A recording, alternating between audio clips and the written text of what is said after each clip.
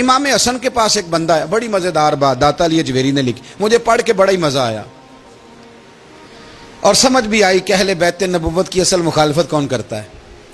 ایک شخص آیا تو اس نے آ کے نا معاذ اللہ حضرت مولا علی شیر خدا کو, معاذ اللہ ثم معاذ اللہ, امام حسن کے والد کو برا بھلا کہا. پھر امام حسن کو کہا, وہ برا بھلا کہتا جا رہا ہے, امام حسن مسکراتے جا رہے ہیں, ہنستے جا رہے ہیں. انجوائے کرنے کا آپ کا موڈ بن جائے تو سب کچھ انجوائے ہو سکتا ہے, لیکن اگر آپ نے مرچیں دانتوں کے نیچے رکھ کے اچھی طرح چبا لی ہوں اور کانوں سے بھی دھواں نکل رہا ہو تو پھر تو بھائی کوئی چیز بھی انجوائے نہیں ہوتی. پھر تو قصور یہ ہے کہ مرچیں نہیں چبانی تھی, آپ نے اپنا مزاج خود بڑا کڑوا کر لیا ہے, وہ کیسے کام چلے گا. وہ آیا تو اس نے آ کے نا امام حسن کو, آپ کے والد کو, معاذ اللہ ثم معاذ اللہ نقل کفر نہ باشد برا بھلا کہا. وہ کہتا جا رہا ہے, امام صاحب ہنستے جا رہے ہیں. جب وہ تھک گیا تو امام حسن فرمانے لگے, روٹی کھانی ہے, بھوک تو نہیں لگی ہوئی. کہنے لگا بڑی لگی ہوئی ہے. فرمانے لگے اس کو روٹی کھلاؤ. اس کو روٹی کھلائی. فرمایا تیرا حال؟ کہنے لگا بڑا غریب ہوں. ایک پیالے میں چاندی بھر کے امام حسن نے اسے دی, اور جب اس کو دے دی نا تو غور سے چہرہ دیکھنے لگا. کہنے لگا آپ کا حلم دیکھ کے, سخاوت دیکھ کے مجھے یقین آ گیا ہے کہ آپ واقعی خون رسول ہیں.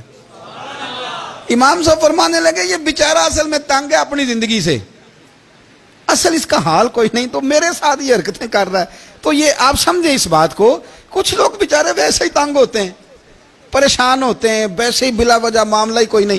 امام حسن رضی اللہ تعالیٰ عنہ نے ہمیں سبق دیا ہے. وہ علامہ اقبال کہتے ہیں کہ ایک مولانا نا میرے سامنے نا ایک بھوکے آدمی کو سامنے بٹھا کے تو حدیث پاک کا درس دے رہے تھے. بندے کو بھوک بڑی لگی ہوئی تھی, وہ درس دیتا جا رہا ہے. تو اقبال کہتے ہیں میں نے اسے کہا کہ فاقہ کش کو درس شریعت سے کیا غرض, اس کے شکم کی آگ کو تو روٹی چاہیے, وہ اسے روٹی کھلا, اسے تیری کوئی سمجھ نہیں آ رہی, تو بھوک لگی ہوئی ہے, پہلے کھانا کھلا لے, پھر ذرا اس کے ہوش ٹھکانے آئیں گے, پھر اسے دین کی بات بتانا. ہم لوگوں کا ذہن نہیں سمجھتے کہ بندہ کس قسم کا ہے. سارے ہی صحابہ حیا والے تھے, سارے ہی اکرام والے تھے, پر حضور سید عالم صلی اللہ علیہ وسلم کی پیاری زوجہ حضرت عائشہ صدیقہ رضی اللہ تعالیٰ عنہ فرماتی ہیں کہ میں حضور کے گھر میں پردے کے پیچھے دیکھ رہی تھی, نبی کریم آرام فرمائے, تو حضور کی نا تہمت مبارک پنڈلیوں سے ذرا اونچی ہو گئی. پنڈلیوں سے ٹخنوں تک مرد کا چھپا ہوا ہو تو وہ جائز ہے, اس سے نیچے ننگا نہیں کرنا چاہیے, اوپر اس سے ٹخنوں سے اوپر, نیچے ہو بھی جائے تو خیر ہے. حضور کی پنڈلیاں نا تھوڑی سی چادر ہٹی ہوئی تھی, پنیاں کہتے ہیں ہم پنجابی میں, پنڈلیوں سے ذرا چادر ہٹ گئی, حضور لیٹے رہے, آرام فرما رہے. فرماتی ہیں باہر دستک ہوئی, حضور نے فرمایا کون ہے؟ عرض کی ابو بکر صدیق ہوں یا رسول اللہ, اجازت ہو تو حاضر ہو جاؤں؟ حضور نے فرمایا آ جاؤ. کہتے ہیں حضور لیٹے رہے, حضرت ابو بکر آئے, بات چیت ہونے لگی. تھوڑی دیر کے بعد پھر دستک ہوئی, کون ہے دروازے پہ؟ یا رسول اللہ عمر بن خطاب ہوں. فرمایا آ جاؤ. آ گئے, بات چیت ہوتی رہی. تھوڑی دیر کے بعد عثمان غنی آئے, یا رسول اللہ آ جاؤں؟ فرمایا عثمان ذرا ٹھہر. حضرت عثمان ٹھہر گئے, نبی کریم اٹھ کے بیٹھے, چادر مبارک پنڈلیوں کے گرد لپیٹی, اپنے کرتے کو سیدھا فرمایا, کہا عثمان آ جاؤ. تو عثمان آئے, بات چیت ہوئی, چلے گئے. سیدہ کہتی ہے میں نے پوچھا یا رسول اللہ عثمان تو بڑی ٹھنڈی طبیعت کا بندہ ہے, وہ تو بڑا میٹھا آدمی ہے, حضور کوئی جاہو جلال نہیں, کوئی بات نہیں, کوئی, وہ تو بڑا پیارا ہے. عمر آئے تو آپ لیٹے رہے, ابو بکر آئے تو آپ لیٹے رہے, تو عثمان؟ حضور فرمانے لگے عائشہ عثمان سے تو فرشتے بھی حیا کرتے ہیں, عثمان سے تو فرشتے بھی حیا کرتے ہیں, تو میں نہ حیا کروں؟ آپ اس بات کو سمجھیں, غور کریں کہ اگر ان کی طبیعت اس طرح کی ہے کہ وہ کہتے ہیں کہ وجود زیادہ چھپا ہوا ہونا چاہیے, تو نبی پاک نے ان کی طبیعت کا خیال کیا ہے, حضور نے ان کے مزاج کا. تو آپ کو نہیں پتا کہ ابا جی آپ کے کیا سوچتے ہیں, کیا چاہتے ہیں؟ آپ کو نہیں پتا آپ کے استاد کا مزاج کیا ہے؟ آپ کو نہیں پتا آپ کے مرشد کامل کی طبیعت کس طرح کی ہے؟ وہ کن باتوں میں راضی ہوتے ہیں, کن میں ناراض ہوتے ہیں, ہمیں سارا پتا ہوتا ہے, لیکن ہم چاہتے ہی نہیں صحیح کرنا معاملات کو. ہم اپنے وجود پر تھوڑا سا بوجھ ڈالنا ہی نہیں چاہتے, اپنی طبیعت کو تھوڑا سا تکلیف دینا ہی نہیں چاہتے. حضرت صدیق اکبر رضی اللہ تعالی, مالدار آدمی, کروڑوں پتی شخص, لیکن انہوں نے نا ایک موقع پہ ٹاٹ کا لباس بھی پہن لیا.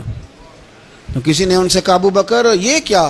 فرمانے لگے نبی کریم کو میرے آقا کو غریبی پسند ہے تو ابو بکر غریب بن گیا ہے. ختم ہو گئی. جے سونا ہی میرے دکھ وچ راضی تے میں سکھ نو چلے ڈاواں. ٹھیک ہو گئی بات. وہ جس حال میں رکھے اس حال میں راضی رہنا ہے. یہ جو مزاج ہے نا ہمارا کہ میں ڈھلنا نہیں چاہتا, میں بدلنا نہیں چاہتا, ہم تو غلام ہیں پھر بھی نہیں بدلتے.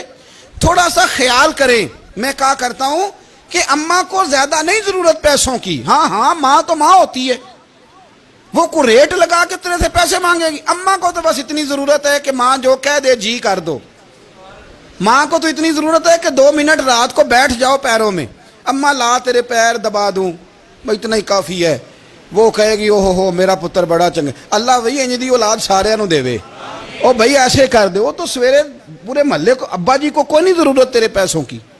ہاں نا, ان کو تو ضرورت ہے. تو کبھی کبھی تو ان کو موٹر سائیکل پہ بٹھائے اور کہ ابا جی منڈی جانا تھا, میرا دل تھا کٹھے چلیں گے, آئیں ذرا پیار سے چلتے ہیں. کبھی ان سے پیار کرے, کبھی کہے ذرا کندھے نہ دباؤں.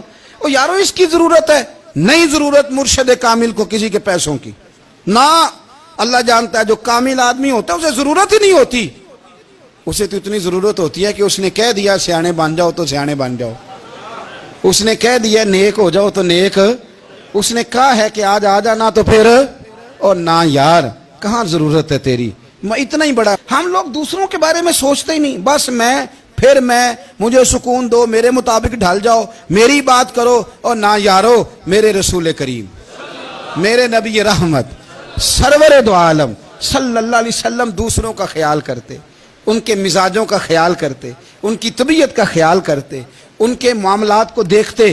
میرے رسول پاک علیہ السلام تو دیکھتے کون شخص کس طرح کا ہے, کس رویے کا ہے, کس انداز کا ہے, اس کو اس کے مطابق عزت دیتے, وقار دیتے, نواز دیتے, اس شخص کا اس طرح کا اکرام کرتے. میرے نبی کریم صلی اللہ علیہ وسلم فرماتے ہیں میں نے معراج کی رات میں نے جنت میں ایک محل دیکھا. میرا دل کیا میں اندر سے جا کے دیکھوں, پر اس کے دروازے کے قریب گیا تو عمر فاروق کا نام لکھا تھا. فرماتے ہیں میں نے کہا عمر ذرا طبیعت کا سخت ہے. تو اس نے کہنا ہے قانون یہ ہے کہ پہلے اجازت لو پھر کسی کے گھر جاؤ. چلو ہم نہیں جاتے, عمر سے پوچھ کے چلے جائیں گے. گھر جو عمر کا ہے. نہیں آپ کو سمجھ آئی میری بات کی یار, نہیں سمجھے. جن کے قدموں کے صدقے گھر ملا ہے, اگر وہ یہ خیال کرتے ہیں کہ سامنے والے سے پوچھ لینا چاہیے, نہیں آپ نہیں سمجھے. او بھائی جن کے برکت سے وہ مکان ملا ہے, اگر وہ مزاج کا اتنا خیال رکھتے ہیں تو پھر مزاج رسول کا بھی تو خیال ہونا چاہیے نا. پھر مزاج سنو. پھر نبی کریم صلی اللہ علیہ وسلم واپس آئے. حضور نے بتایا وہ عمر تیرا مکان بڑا پسند ہے. یار میں اندر جانے لگا تھا, دروازے پہ حور بھی بیٹھی تھی, جانے لگا تھا اندر, تو وہ نا میں اس لیے نہیں گیا کہ عمر قانون کو بڑا پابند ہے. اس نے کہنا ہے کہ قانون تو اجازت لے کے جاؤ. حضرت عمر رو پڑے, عرض کرنے لگی حضور میں کہاں اور جنت کا مکان کہاں. مختصر سی میری کہانی ہے, یہ جو بھی ہے آپ کی مہربانی ہے. تو حضرت عمر رو پڑے. لیکن میرے رسول کریم صلی اللہ علیہ وسلم اب اتنا حضور خیال کرتے تو جناب عمر پتہ کون تھے, جرت نہیں تھی کسی مائی کے لال کی کہ عمر کے سامنے کھڑا ہو سکے. ہاں جس کے سامنے شیطان نہ ٹھہر سکے, نکل جاتا ہے شیطان بھی. لیکن صحابہ کہتے ہیں جب کبھی حضور کے چہرے پہ شکن آتی تو اتنا وجود ہم نے کسی کا کامتے نہیں دیکھا جتنا عمر کانپا کرتے تھے. کب کبھی تاری ہوتی تھی. وہ دلیر میں کہیں اور ہوں, یہاں تو میں غلام ہوں, یہاں تو میں نوکر ہوں. دعا منگیا کرو سنگیو کتے مرشد نہ روس جاؤ. رو پڑتے. اور طریقہ کیا ہوتا, زمین پہ کونیاں رکھ کے نا, کونیاں گھٹنے, اب میں آپ کو کر کے کیسے دکھاؤں, حدیث صحیح میں موجود. یہ کونیاں زمین پہ رکھ کے نا, جیسے بچے نہیں چلتے, کونیاں دونوں زمین پہ حضرت عمر رکھ دیتے اور یوں کونیاں رکھ کے تو یوں ہاتھ باندھ دیتے حضور کے سامنے, نیچے کونیاں اور ہاتھ باندھتے اور پھر روتے. جب حضور ناراض ہوتے تو کسی اور سے ناراض ہے نبی پاک, عمر سے نہیں, تو یوں دونوں ہاتھ بچھا دیتے, یوں ہاتھ باندھتے اور کہتے رضیت باللہ ربم و بالاسلام دینم و نبینا محمد صلی اللہ علیہ وسلم.